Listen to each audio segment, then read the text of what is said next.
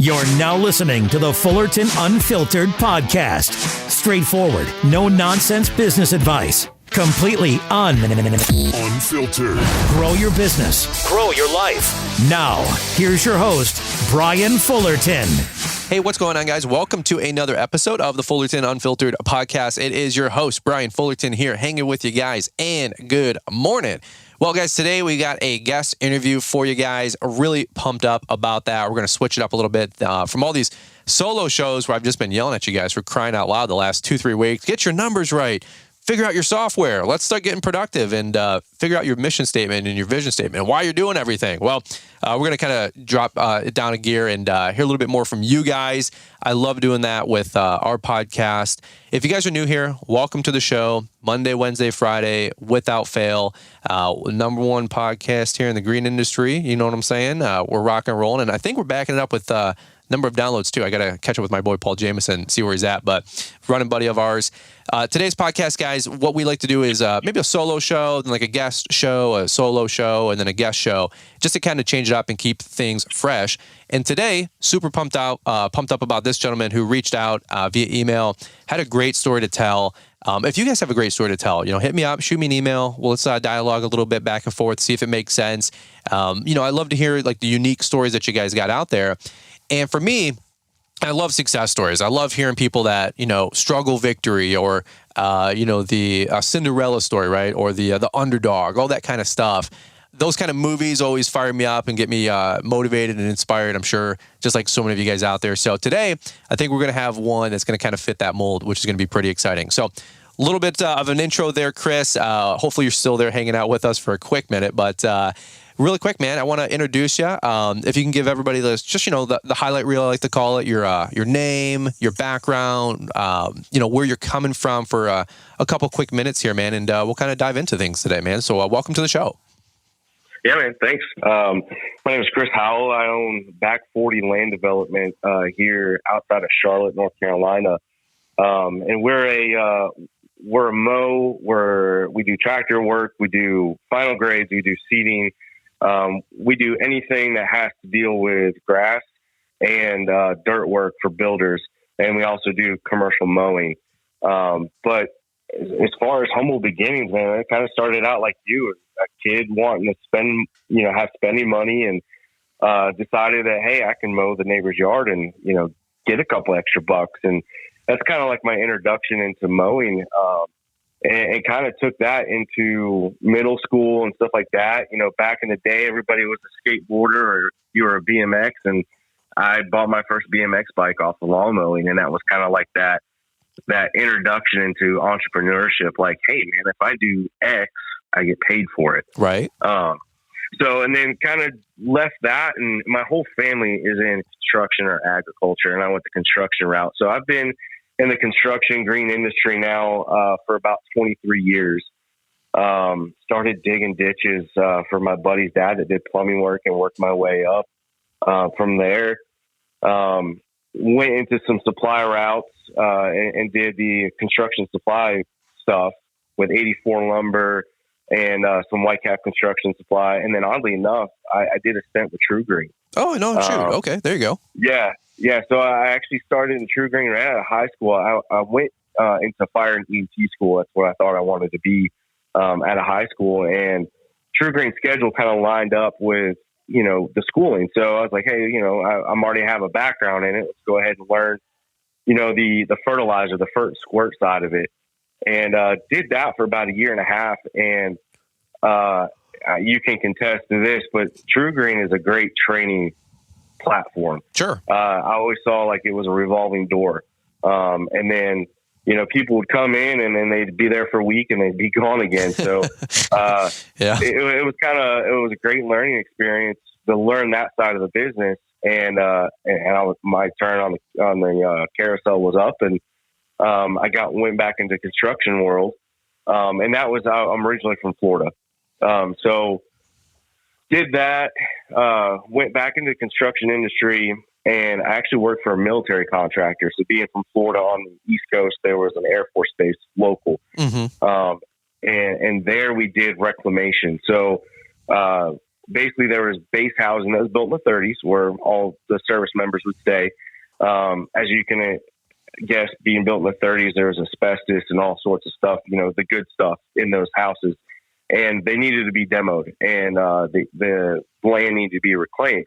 And that was my first introduction into actually doing soil tests and figuring out fertility, seeding, reestablishing contaminated soils. And I kind of just, and running crews and temp labor and stuff like that. So I kind of just was a sponge for 4 years. That's actually pretty cool, man. That's pretty cool. Did you know you'd go into that, or just kind of like luck of the draw? No, yeah. No, actually, my dad, he's in the construction industry as well. And one of his customers was working out there, and I was out of fire school and trying to, figure out what I was going to do. And he's like, "Hey, I saw that this company is hiring. I don't know what they're hiring for." I'm like, "Okay, whatever." So I went out and met with a guy, and before I left, I had a job. Really didn't know what it entailed, but I had a job, right? Wow. So, was it, if you don't mind me asking, you don't have to give the name of the company, but like the Belfour guys and some of these other like restoration companies, they'll come in and just like,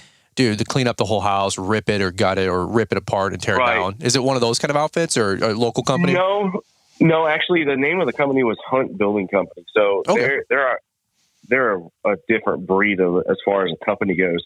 I think to this day it's a single owner company, but he has military contracts all over the country. Nice. I think he owns like 50 miles of coast space in Hawaii because he goes in and makes deals with the government for this land, and he holds the title for like 50 to 60 years. Yeah. So it was kind of like that where we would go in and we would demo the houses. We would decommission the old water lines that had, the bad stuff in it, the transite, stuff like that. So we were doing all that stuff. And then of course, as you can imagine, contaminated soils, doing dig outs where they would actually go in and they dig out the contaminated soil and put it in a hazmat truck. And then you have to infill with new soil. That's crazy. Did you, totally random side note, did you happen to see like that HBO miniseries on Chernobyl? Did you happen to see? I haven't. Dude, it's really, really good. One of the best series I've seen in a long time. Any of you guys listening in, you'd probably agree. I mean, it was super well written, super well produced, but it was basically like, this movie about the 70s or 60s, I don't even know, with Chernobyl. And they bring in this specialist talking about the radiation and the fallout. And they're like, what are we going to do with, dude, they drew this map of like 200 miles or 100 miles or whatever it was around what was the nuclear site. And they're like, you have to take the top 10 or 20 feet of dirt and flip it or remove it. Every animal, every person, everything in this, like, dude, I don't know, 100-mile radius. We're talking like, dude, 2 million, acres or something like that, right? He's like, it all has to be tilled up.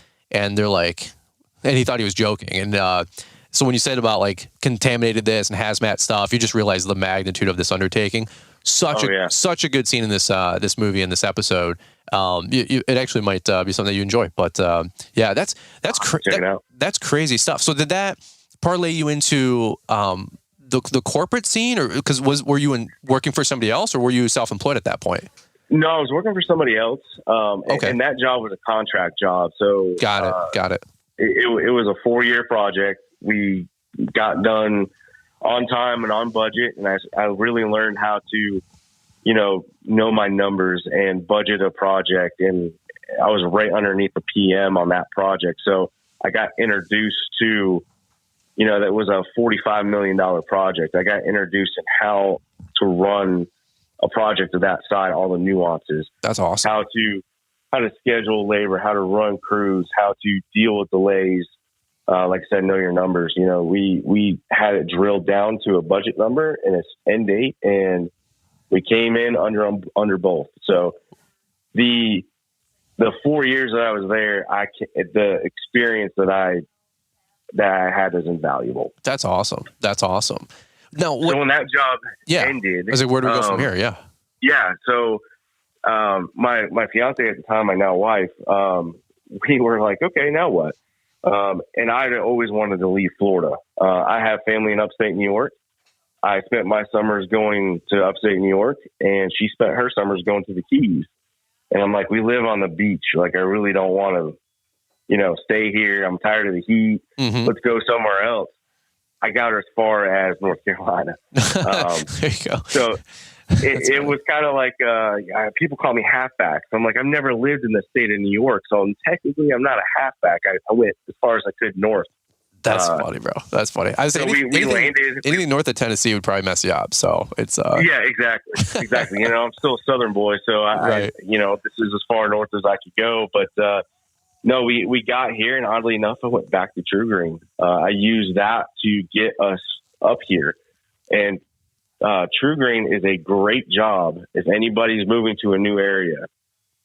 Get a job with a service company like True Green or anything like that. You will learn the area that you just moved to perfectly. Mm-hmm. Yeah, so, I was going to say, by the way, like if you don't know sales process, great sales job. If you want to learn more about turf, great, company to educate you on turf, and they'll pay for a lot of your testing. Absolutely. Like you said, learning routes in the areas. I mean, it's a decent, little job. There was nothing wrong with that. Like I just knew it wasn't for me long term. But it was a fine organization. So I mean, the quality of work for the average rank and file guy, that might be debatable. Right. I felt like I took pride in my lawns that I was working on, but yeah, I agree, and especially because they're so big. There's a branch probably 20 minutes down the road from you. So not a bad job right. to go make $40,000 and just have a little financial stability if you need it in the meantime. I agree.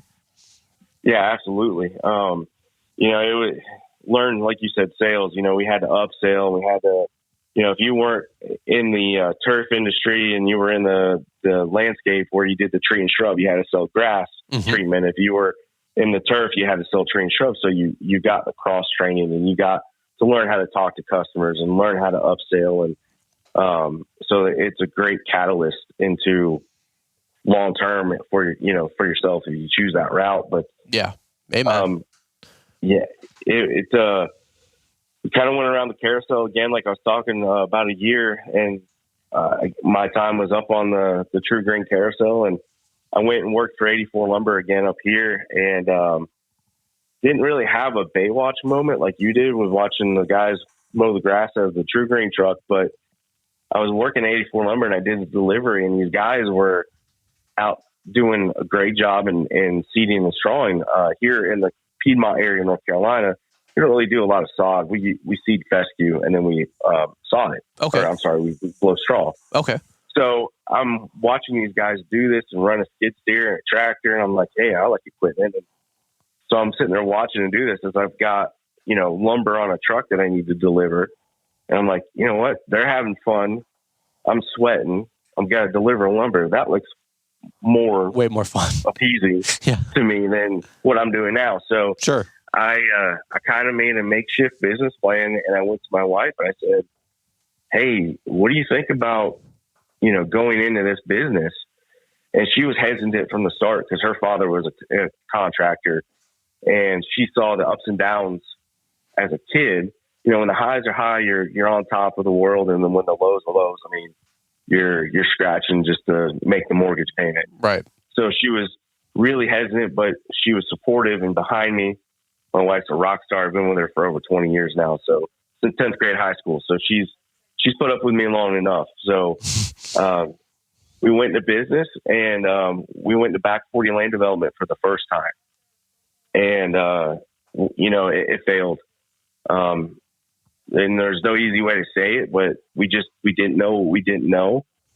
We didn't know our numbers. We didn't know how to structure a contract to protect ourselves. We did work without agreements on paper, and that was really the detriment to the company. Okay. We did things on handshake deals and verbal, and ended up not getting paid at the end of the day. Oh, wow.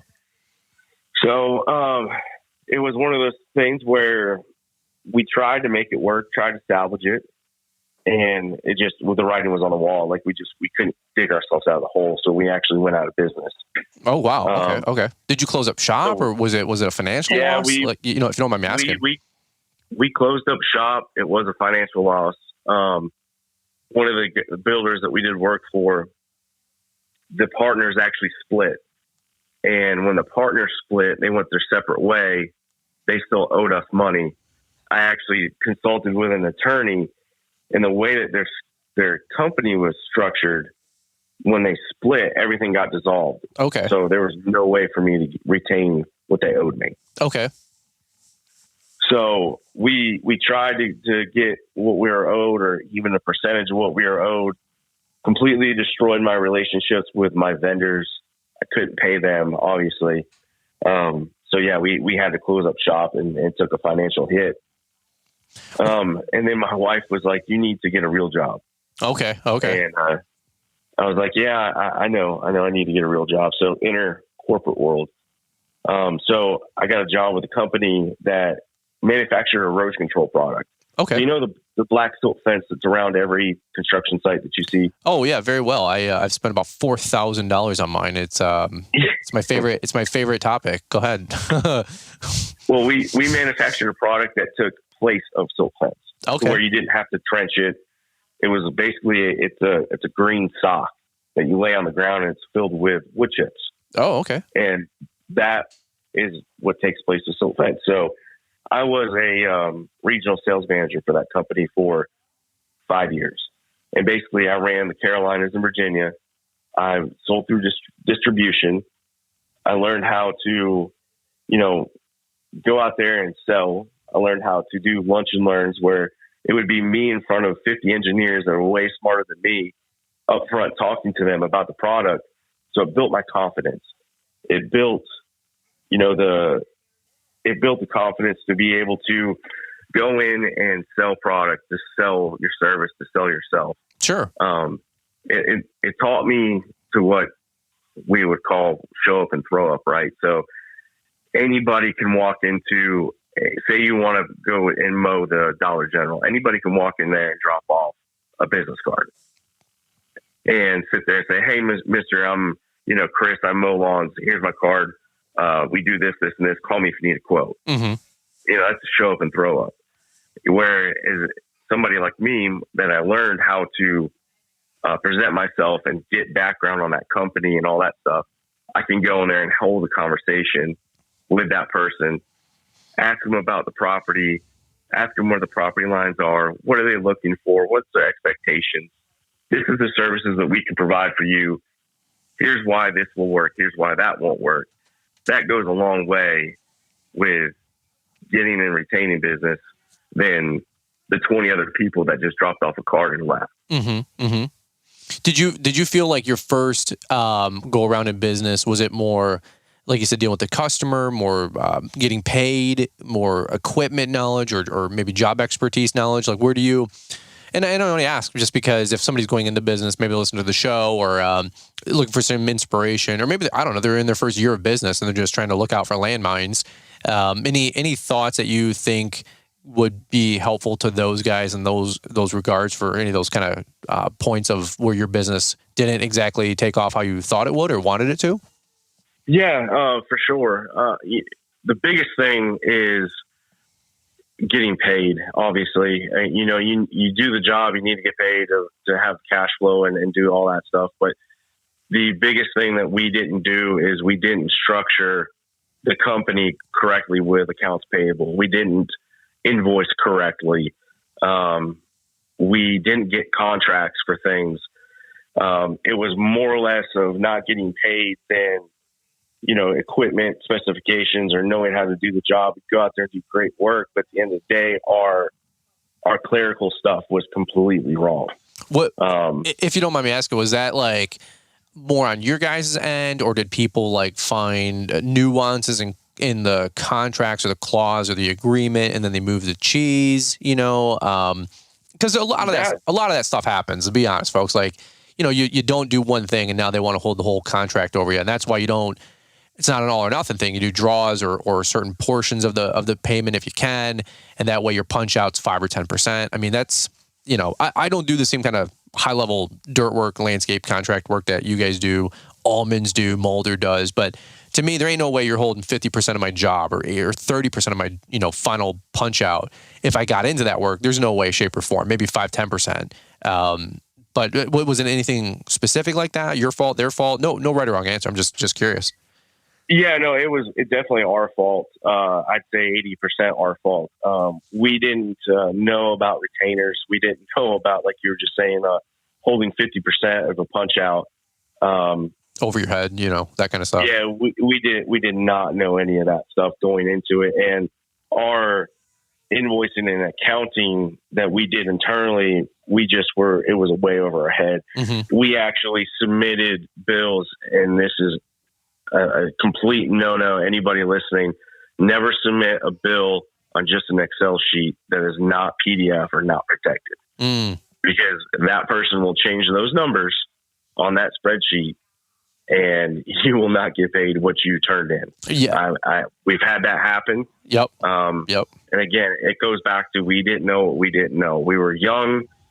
We were gung ho. We saw the apple on the tree and we were wanting to go after it. This is it. And we didn't take the time to learn the little things, which ended up being the big thing that crippled Gotcha. us.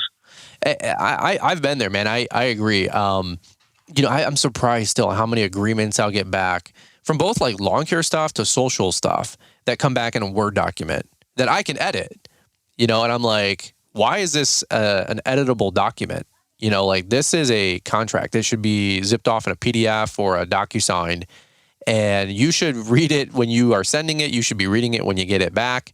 You should be notating and redlining or striking out anything that you don't like or agree, or if not, of course, have an attorney review it, for crying out loud. Those are helpful little nuances. I'm telling you guys, like, that's actually really good. People are always saying, well, how do I send our commercial contract? Do we have a Entrepreneur Academy? I'm like, well, we usually print it off, fill it out, scan it back. And obviously that's a PDF. And then we send it over with our side, signed. And by the way, like, no written, signature in an email. When somebody just sits back, says approved, that's okay. But you need to get the actual paper in the document and the contract signed. In the world of lawn care, success hinges on managing expectations. At Lawnpreneur Academy, we get it. Our commercial lawn contract is the tool that every pro needs. It's not just about mowing lawns, it's about clear communication and rock-solid agreements. Our contract covers it all, from seasonal upkeep to handling surprises. With customizable features, it's tailored to fit your business like a work glove. No more misunderstandings, just smooth sailing toward success. Get the Lawnpreneur Academy's commercial lawn contract today and solve one of the biggest pain points in your business. The link is in the show description. I had a snow client actually this year. They're like, well, we never approved this. I'm like, actually, your email said approved from this other guy. Well, that guy doesn't work there anymore.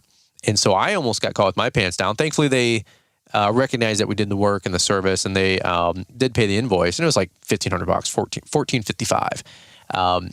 But at the same time, I'm like, if this goes to guns, I don't really have, I believe, what I need to really kind of have my ducks in a row on the legal end of the table, if that makes sense. So little nuance, like stuff like that, some people might gloss over, but it's, what do they say? Cross your T's, dot your I's. Right. Yeah. And it's those little things that, like, you may know how to do the work and you may want to go out and step out and do your own business, which is great. I support it all day long. But knowing what I know now is make sure that you know from A to Z on how to start and run your business effectively, because that is what, they say, 80% of businesses fail in the first 5 years. Mm-hmm, mm-hmm. That's exactly what the case is. You can do the work, you go out and you got your blinders on and you don't know the back end stuff. And next thing you know, you're calling for payment and you can't remember what you sent to this guy, and this guy didn't pay and he drew you out 120 days, and you need supplies for your next job and you can't go get it because you didn't pay your supplier. Right. There's so many different things that need to be put in place and have a process for before you even think about going and buy a mower. Yeah, I love that, man. AJ and Alicia Brentzel, they have a larger company over in, I think, Pittsburgh area, or I don't know, Philadelphia area. I don't know, PA. I didn't get them on the show. They're together in the trades a couple times. They have like a $7 to $10 million company doing just big things over there in Pennsylvania. But I remember Alicia talking about how anything over like, I forget what it was, net 60 or net 90, like they've changed their payment terms, and they've like, and I don't want to put words in their mouth, but they'd rather take on less work with better payment terms and bigger work with ridiculous payment terms like net 120, 180 type stuff. Big contracts, big government work, big oil company work, and they were like, no, we're going to change these terms on the contract from 120 to 90 or 60 because we can't be your bank, I think is what she said. And I was like, exactly. I was like, that's huge, man. I had a company that was net 90. I said, it's not going to work. I said, we're net 30. And they said, would you do net 60 with ACH? And at the time I was like, well, sure. I'm looking towards this account. It was a home run account, right in where we were in great price. So I said, sure. I bend the knee a little bit. And that's fine. But yeah, I'm telling you guys, Monday, I spend an hour every Monday on my accounts payable, accounts receivables. I pay my bills and I chase down money. Hey, where were we at? Hey, just wanted to check in. Hey, have you followed up on that? Do not let your invoices go. Guys, I'm telling you, like cash on hand and cash flow. If you do not manage that stuff, like we're talking about here, it'll cripple you. And if not cripple you, it'll take you out. Well, that's a crazy season of your life, I'm sure. And then you're working at the corporate setting. Now, was it a same company you said with the ECM and the erosion control and all that kind of? I think ECM's a map, but the erosion control, that's what you were doing. Now, did you decide, or how did you decide, I guess, to go back into business for yourself? When did you think you were ready for round two? Did you want to get back up on the horse on that? So what had actually happened is I grew my territory to the point to where product-wise it was ready to be handed off. And I was tapped for growing another division. And you mentioned the Bretzels. I'm actually familiar with those guys. Yeah. One of my offices was outside of Pittsburgh, and we had a install division in the gas and oil world. So I'm very familiar with pipelines, drill pads, stuff like that, all up in the Marcellus. Nice. Small world. Yeah, exactly. But as anybody knows, gas and oil, if you turn on the news, you watch markets, it's up and down, especially who's in office, it's up and down. Oh, yeah. It's not sustainable. And you're going to run out. Eventually, they're going to be tapped out. So my general manager, my national sales manager, myself, were at a trade show in Virginia. And after the trade show, we were at a rooftop bar in the city having a couple beers, and we were talking about the sustainability and growth of the install side of the company. And we kind of just wrote this idea down on a bar napkin, if you will. And solar's just off to the moon right now as far as, everywhere you look, somebody's getting solar on their house, or they're building a new solar farm in your town, or and it's growing. So we were looked at that as a viable option to move into the install side. So we got done with that night, and we kind of wrote everything down on a napkin, and that was the last I heard about it until about 2 weeks.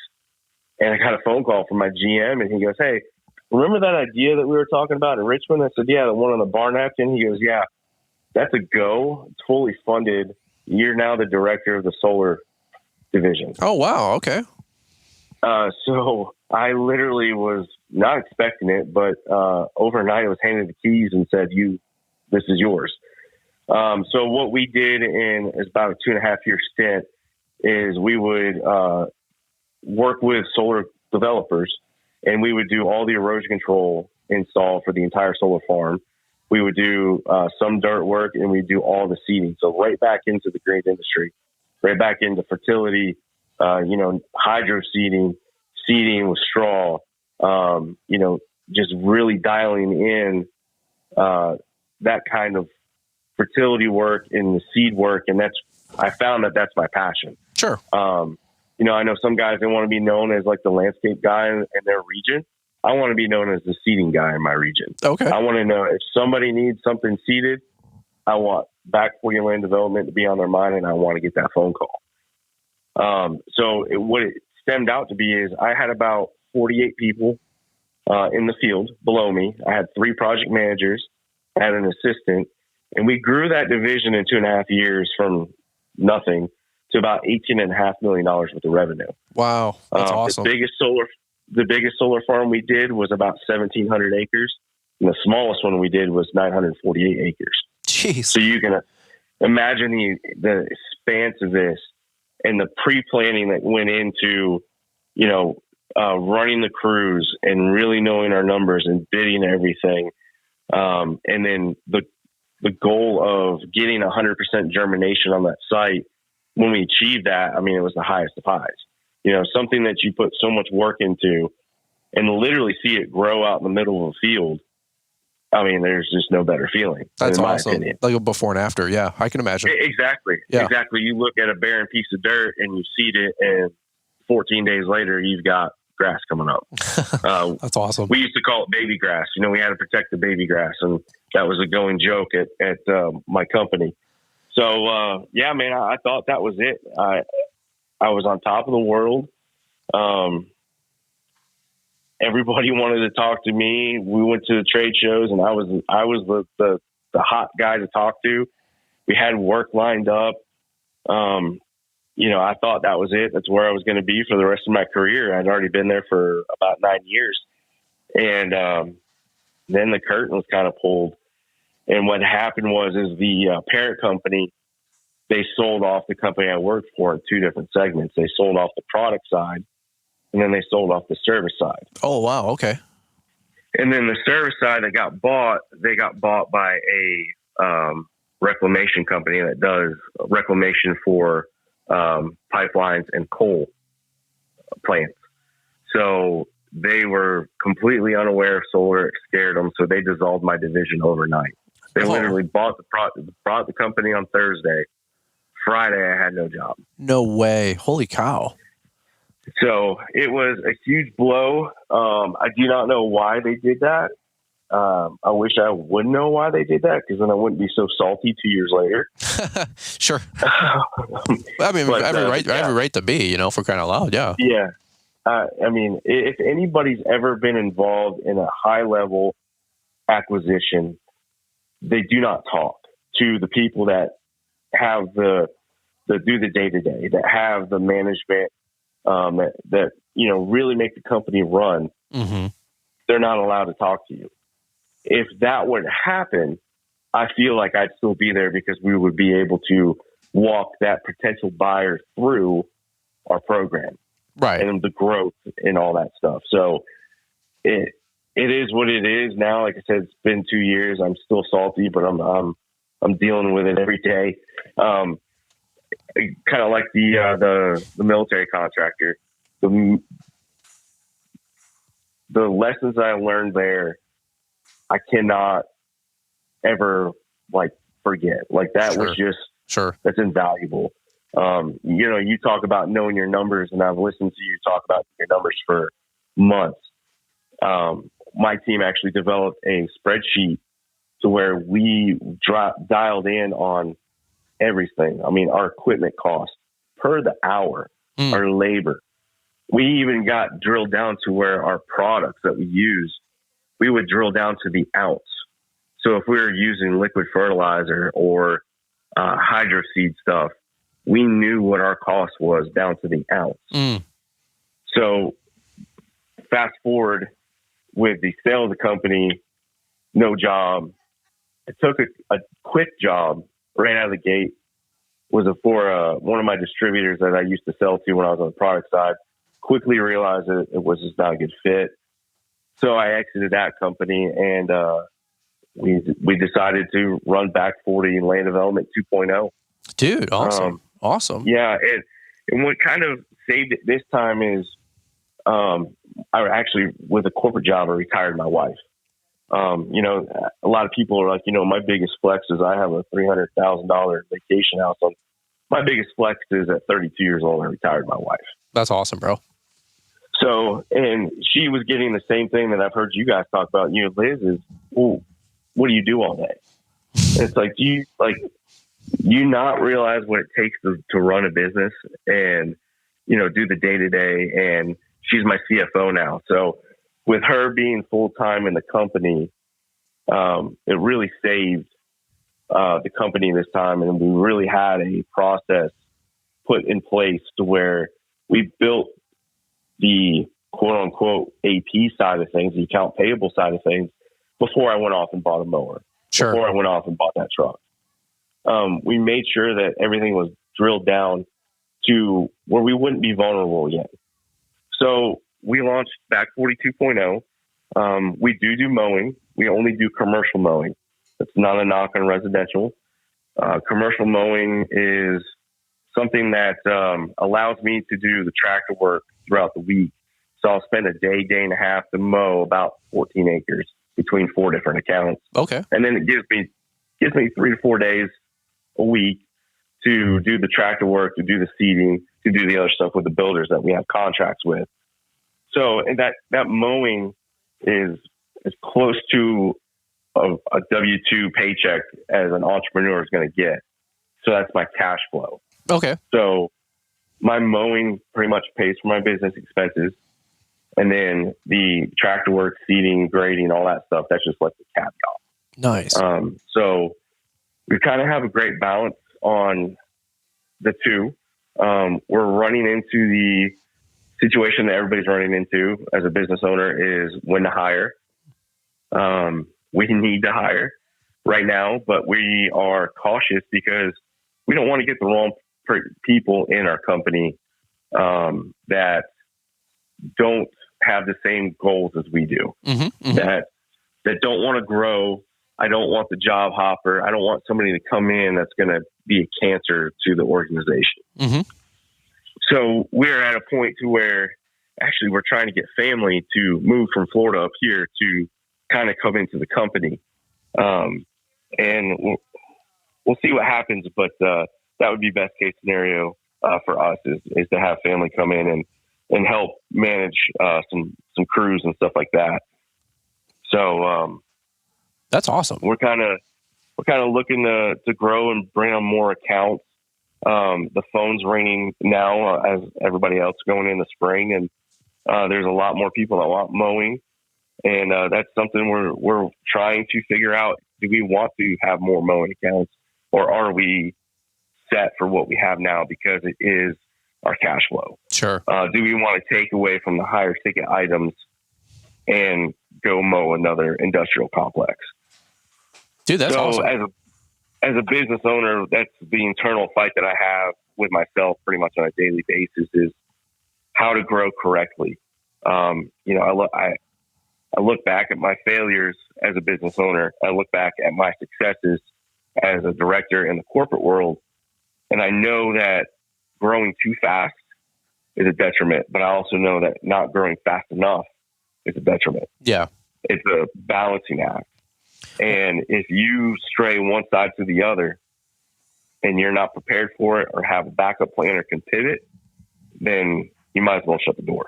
Man, that's good. That's good. Well, I'm fired up for you guys, man. It sounds like it's going to be, your best year ever. I know this is your first kind of technically full year for the second go around, if I remember you saying correctly before we started the podcast. And revenue wise, you've got some healthy numbers that you're posting up. Well, we're not going to share those today, but you were pretty pumped up about what you guys have on the books, and that's incredible. If you don't mind me asking, and I always try to leave some folks with like resources or not homework, but where can they get more info type stuff on what we all do in the industry. Do you have any go-to places where you how did you learn all the tractor work, dirt work, reclamation work? Was there the company you're working for had a great internal training program, or was there, things you were doing on your own to get educated and learn more about it? Any resources, I guess is what I'm saying, that you could point people in the right direction to learn more about this kind of stuff other than, like YouTube or maybe asking somebody who already does it? Yeah. So a little bit of both. The companies I did work for, they had great training platforms, training programs. If you wanted to learn something, you can get out in the field and you could try it. And a lot of stuff was trial by fire. Just jumping on a piece of equipment and going out there and messing around with it and learning how to effectively operate. There's a lot of people that say they can operate, but can you effectively and safely operate that piece of equipment? Sure. So my biggest thing would be is if somebody's wanting to learn that side of the business is, offer to work for somebody part-time on the weekends if you have a full-time job, or intern for somebody. Everybody's always looking for somebody that's willing to learn. They don't teach you stuff in schools. I'm a huge trades guy. I didn't go to college. I decided early on in life that I was going to be in the trades. I was going to work for myself. They just don't teach you stuff in school. So if somebody were to come up to me and say, hey, I would like to learn how to, final grade on a tractor. Can I come work for you, on the weekends? Can I intern with you? I would gladly take somebody and teach them how to do that. There's a lot of guys. Don't be surprised. Well, don't be surprised when I show up at your front door, hat in hand, and going, "All right, bro, let's do this thing." Hey, man, come on down. I'll put you to work. Well, absolutely. It's funny you say that because I'm dead serious, bro. Or you come up here because my whole house that we're building right now, like the whole front, freaking basically acre around it, it's just gutted, with mud. And I have a buddy of mine who's going to do. We got a final grade, with the builder. But then with one of his guys, that's a company that they're hiring, obviously. And I've been picking that dude's brain like crazy. I'm not going to give his name out, but and then my other friend's going to do the Harley raking and making the dirt, look great so we can reseed it. But I have the kind of like the front, I don't know, like half acre that's, dude, just been driven through, destroyed, cars, trucks, my camper, just all kinds of stuff. And I'm like, I might just round up that, till it, turn it over, and then just reside like 10 pallets in my whole front yard of Kentucky Blue. And I'm like picking up all my buddies' brains to like do all this stuff and tractor work and what do we need to rent? What do we need to get? So don't be surprised if I call you back and say, hey man, you got a minute? So no, absolutely. That's awesome. Absolutely. I mean, we as business owners need to do that, collectively for the next generation to get in. Because one day the trades have come so far, but yet they get a bad rep. I'm sure you've got it, Brian, where, you cut grass.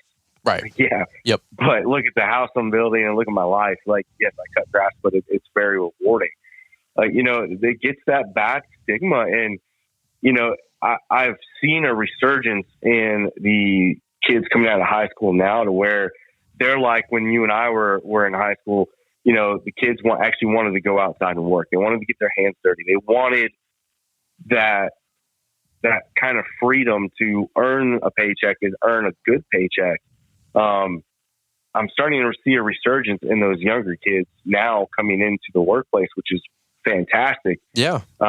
Because that gap there, everybody wanted to go in the tech or be a doctor. Well, if that continued to happen, there may not be a plumber for you to call if your sink backs up. Mm-hmm. There may not be a guy to come and mow your grass because you're a multimillionaire because you invented the next Google, but you don't want to mow your grass.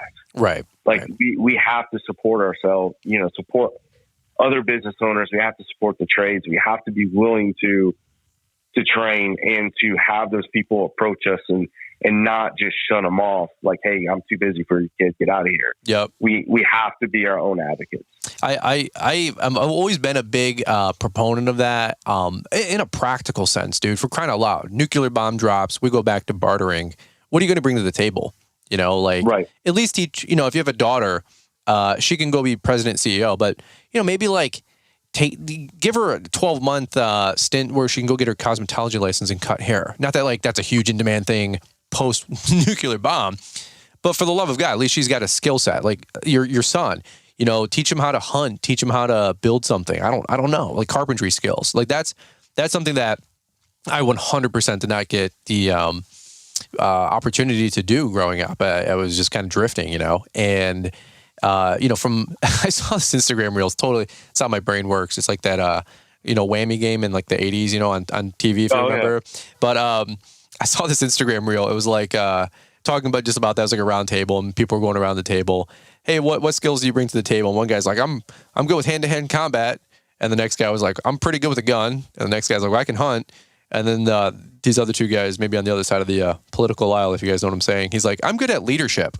It's like, okay, sure. And then the other guy's like, I'm good at, like working together with others. It's like, those aren't real skill sets, bro. Like they are as you grow a company and you have to do stuff. But like, dude, it's not what brings home the mustard is like, I'm good at leadership. Like that's something after you have aptitude in the ante, which is the skill set, bro. But like people get lost in the weeds on what's important. I'm like, dude, you need to like learn how to actually do the work. And even if it is cutting grass, it's not cutting grass. I talked about this the other day at our company meeting. I said, it's not cutting grass that makes us great. I said, what I believe what makes us great is cutting the lawn every Monday, 28 weeks straight for 17 years. I think that's what makes us great versus the other guys that come and go, or the weather, or excuses, or it's a nice day, they go to the lake and we put in work, and we take the weekend to go to the lake. That's the difference with our company. We get the job done. That was actually our quote. Like, we make it happen, so dude, I love where you're coming from, and there needs to be more of it. And I agree. I think more younger guys are getting in the industry, in the field every single day. But do you have any? Do you guys have an Instagram page? Or I was gonna say, if we kind of maybe land the plane here, I think this is probably a good stopping point for today's show. Maybe we can get you back on, talk more X's and O's, equipment. What are you running? What are you working with? How are you doing it? Where are you getting leads? I think those are all could be some great follow-up questions. I think you even did a podcast maybe with Jeremiah. Maybe you talked about some of that if there's a plug there for that. But where can people find you if they want to connect with you, man? You got a bunch of great stuff going on. I just want to say thanks for taking time to be on the show. Yeah, man. No, thanks for having me. Instagram is where I'm mostly active, and that is back40, and that's FORTY_NC. That's my Instagram handle. DM me on there. That's going to be the quickest and easiest way to get a hold of me. But yes, I did do a podcast with Jeremiah on the Growing Green on the 22nd of March. Oh, cool. And okay.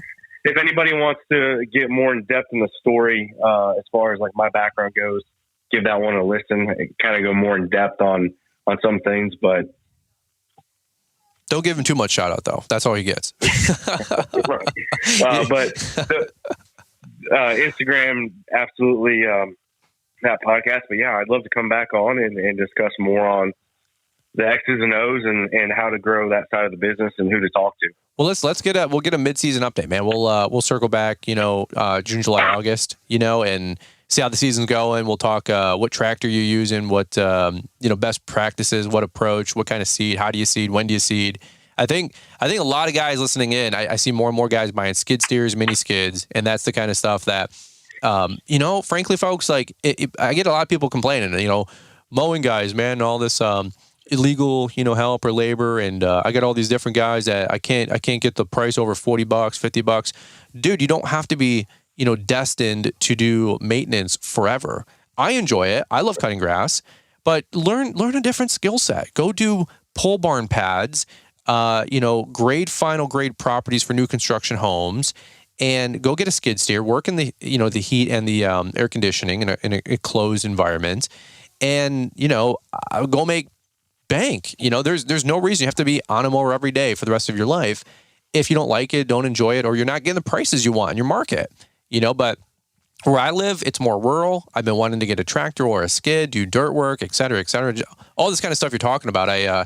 One of my buddies, Logan Manning with Earth Advocate, you guys have heard me talk about him. He's got a great operation going on. Huge mowing division, and then huge earth and dirt work, and seeding and sodding division. And they're killing it. And he's printing money, dude. And he's one of my buddies, and I look up to what they're doing big time. So, learn something new. And that's why I love having you on the show. And that's why we're going to have to get you back on, because I am going to pick your brain and hold your feet to the coals, man, so we can learn more. So, you can only grow your business so big mowing grass. The guys that are in the $5, $10, $20, $30 million, they got there by doing other things. And sure. To emulate that, you have to branch out. You would have to have 200 lawn crews out there every day to break into that multi-million dollar, and it's just not sustainable. Mm-hmm. So you have to go that route. You have to learn the higher value tickets. You have to learn the hardscaping. You have to learn the grading, that kind of skill set to take your business to the next level. I love it. And I agree, man. That's awesome. One more time, where can people find you on IG? We'll plug that, and then we'll button it up, brother. Yeah, so that's back 40 spelled out, _NC. Cool. And by the way, I have forgot to ask, what's the back 40? What's the name? Isn't the back 40 just like the rough, what is that? Yeah, so like I said, my family's all either in construction or farming. And, you always talk about the back 40, like, oh, the back 40 needs, lime, or we're doing hay in the back 40. So it just kind of stuck. Yeah, I like it.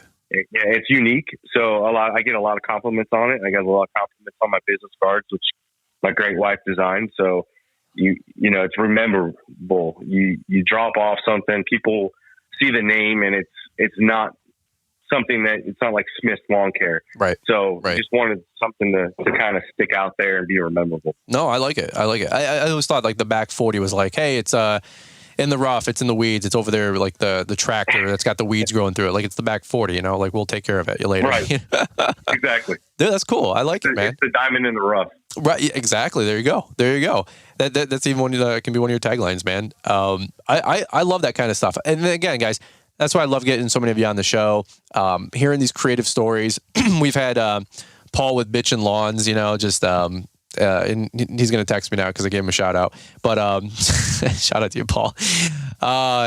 It's funny because it's like somebody's like, man, that lawn looks bitchin'. He's like, Bitchin' Lawns, man. And it's like, whatever. Who would have thought? And I just think it's funny. He's got the word bitchin' going down the road on his trailer, Can't beat that. But it's always fun hearing how you guys come up with these creative names, Earth Advocate, all these fun names that you guys have out there. So that's cool. Well, hey, dude, we'll kind of land the plane right here, right now, man. I appreciate you taking time to be on the show today. I know this time of year, everybody's rushing out the door. There's always work to be doing. Not every day is a rain day, where we can link up and do a podcast for 30, 45 minutes. So I just always take a quick second to say thank you guys for joining us on the show and bringing value to these guys and, making it a good time and, helping me change it up on the podcast and, getting a guest interview in on here for a fun Friday. So appreciate that, man. And any other parting thoughts that you got for these guys? But if not, we'll button it up. The only last thing I'll say is I kind of hinted at it before is, owning a business is hard. It's hard enough with the haters and, everybody else kind of looking down on you and trying to get the work and stuff like that. But support other businesses, support your small businesses. If you have friends that have small businesses, support their wins. Get your inner circle around you, and it will definitely help you propel into the future. I love that. Build a strong support network. You need it more than ever, man. Yeah, I love that. All right, man. Well, that's what we'll leave it. Final words, final thoughts of the day and wisdom of the day over here on the Fullerton Unfiltered podcast. So that's what we got for you guys, man. Thanks so much again for joining us, Chris. Appreciate it, brother. And we'll definitely be catching up with you soon, all right? All right, thank you. All right. Well, guys, thank you so much for listening to this episode of the Fullerton Unfiltered podcast. Hopefully you guys found it fun, enjoyable. I learned a lot. I know that is a fact. And not only that, we're going to get Chris back onto here even more maybe later this summer, which will be really, really cool. If you guys are new here, don't forget to hit the follow button, top right corner. That'll get you guys notified anytime we publish a new show, and it'll download it right to your phone. That way you don't have to worry about a cell phone signal or Wi-Fi, especially when you get out there in the bush and you're just cutting, some 10-acre HOA wide open. You don't have a cell phone signal or something. We already got you covered, all right? Appreciate you guys. Thanks for sharing the show. Thanks for tagging. Thanks for recommending it to your buddies out there. We can't thank you guys enough for helping us become the number one podcast in the green industry space. So we appreciate that. All right, guys, over and out. You guys have a beautiful day, and we look forward to catching up with you guys here on the next one. Attention all entrepreneurs. Achieve more in 24 with Entrepreneur Academy's Link membership. For a limited time only through April 30th, when you join Link, you'll receive an exclusive offer. Free registration for you and your team to the Equip Exposition in Louisville, Kentucky. Don't let this opportunity pass you by. Connect, learn, and grow your business while staying up to date on industry trends and innovations. Elevate your entrepreneurial journey today by joining Link. Seize this incredible offer and propel your business to new heights. Unlock your free registration to Equip for yourself and your team when you purchase your Link membership before April 30th. You got it. There's a link for that in the show description. Thanks for taking the time to listen to the Fullerton Unfiltered podcast with Brian Fullerton. We hope you enjoyed this production. If so, please consider leaving us a 5-star review for the show. While the techniques and ideas presented here are designed to help you grow a more successful and profitable business, no one can guarantee these results for you. We want to emphasize that entrepreneurship is not easy, and the ideas presented here are just the opinions of Brian Fullerton and his respective guests. No one can guarantee success for you. That being said, we hope the ideas presented here help you and motivate you to go on out there and crush it with your own business. Fullerton Unfiltered Podcast. Thanks for listening, and we hope to see you on the next episode. This has been a Brian Fullerton and Mr. Producer production.